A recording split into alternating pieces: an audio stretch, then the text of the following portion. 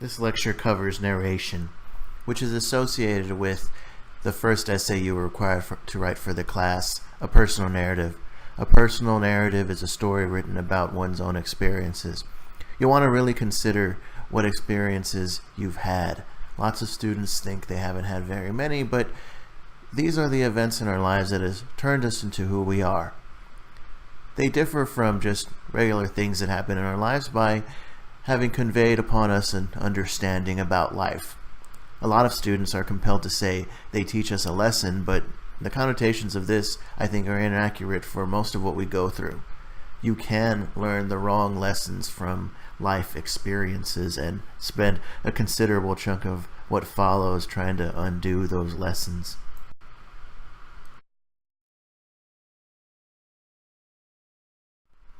Again, the central point is the experience which you're trying to convey to your reader. This adds significance to the event. It goes back to that old saying, why do things happen? Well, things happen for a reason.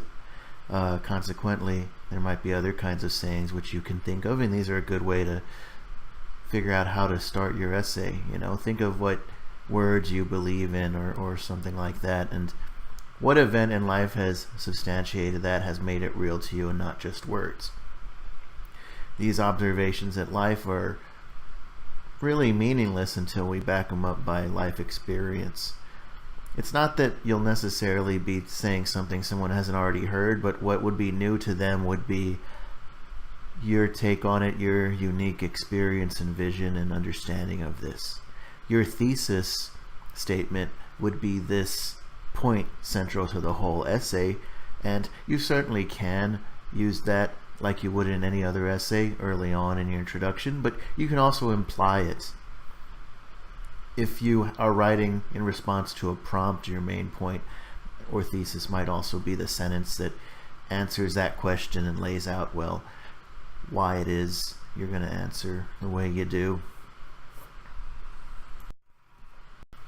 There are several components to a narrative which will help you convey action. Dialogue is necessary. You'll want to have interaction between your characters, and since we don't read each other's thoughts, this happens through people speaking to each other. You'll also want to think, well, if I list someone's name or, nickname, that could imply that I know them or I'm familiar with them, but to your reader, it's just another word. So even though it's shallow, you'll want a good, vivid physical description of who's involved in the story when they show up and where the story is taking place. A place like a drugstore could convey many different images. Is it a CVS or Walgreens, or is it an old-timey drugstore central to many small towns, the likes of which your own instructor and perhaps many of you grew up in? You'll want to have action, and in a narrative, in a story, that's just stuff happens, you describe it, it leads to more stuff, or people are working towards some kind of goal and things get in the way of that. This leads me to an important part of any story, the conflict. Usually stories center around someone going after something and being denied or struggling, and the struggle then shows the character of the individuals involved. Oftentimes, when things don't work out the way we expected is when we learn the most important lessons, and many stories follow this.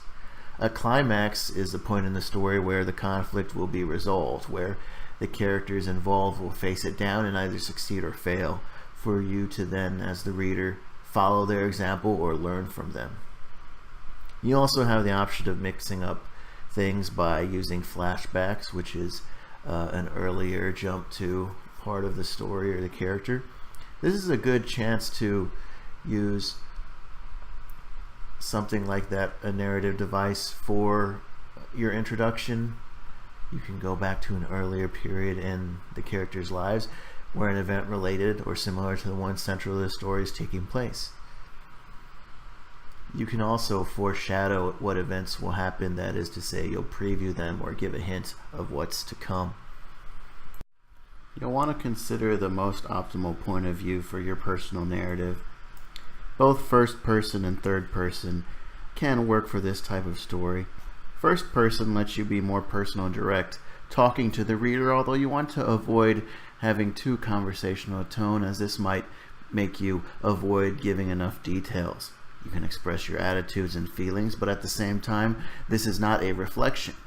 It's better to show the reaction to events of the story and move your reader to those emotions and feelings rather than use words that describe how you're feeling. You won't be able to share other characters' thoughts unless they confess in the story itself. And so third person is better for this technique of writing. You might also be able to be more objective with third person point of view. Tone is very important in writing, and so I will now introduce a concept that's going to be happening throughout the rest of the class, my keys to writing. The main thing that influences your tone is your diction or word choice.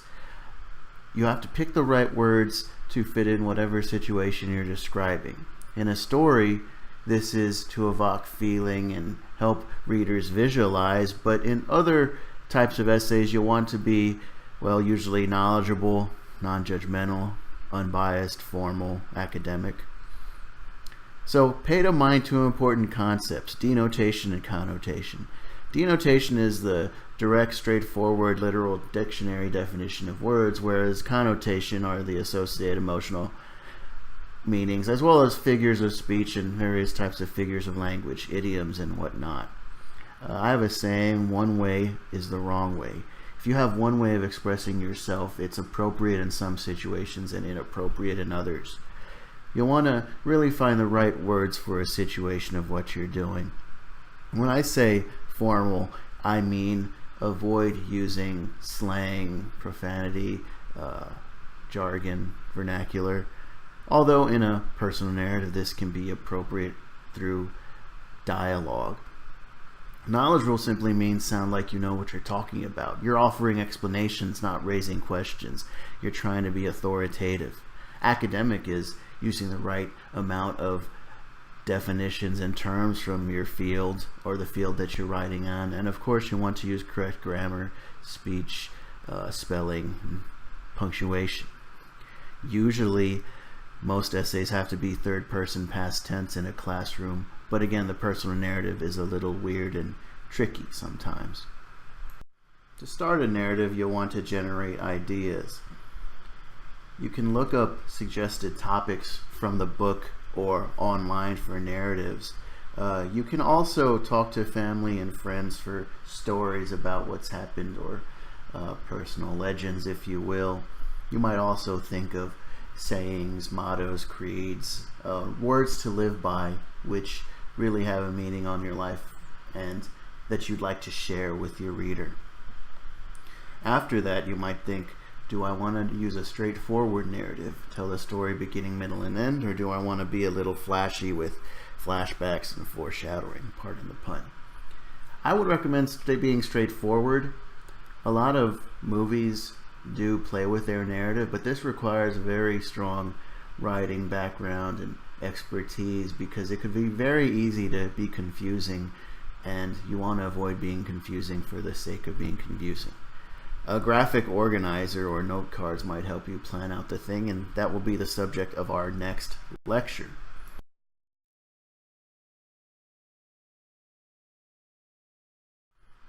Finally, I've included a basic sort of outline for you to follow to generate your personal narrative and get started.